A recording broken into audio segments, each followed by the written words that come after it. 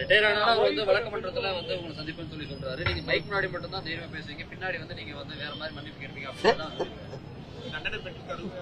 யாரு நீ சரியான ஆண் மகன், எனக்கு தண்டனை பெற்று கொடு.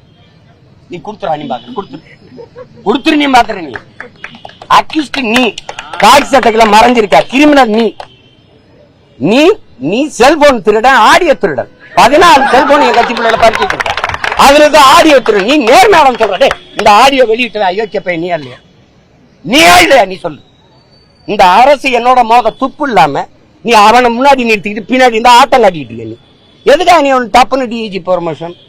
அதுவும் பொண்டாட்டியும் புருஷனையும் ஒரே பக்கத்து ஹனிமூன் ட்ரிப் மாதிரி இவர் இங்க இருப்பாரு, அவங்க திண்டுக்கல் டிஐஜி வேற இடத்துக்கு போட மாட்டேன். எல்லாருக்கும் பணி மாறுதல், இவருக்கு மட்டும் அதே இடத்துல. என்ன பண்ணிடுவேன்? நீ என்ன பண்ணிடுவேன்? நீ என்ன பண்ணிடுவேன்னு சொல்லு. என்ன பண்ணிடுவேன்? தண்டனை பட்டு என்ன பண்ண சொல்லு. யாரு? அவர்கிட்ட சொல்ல சொல்லு. ஆரம்பிச்சது நீ.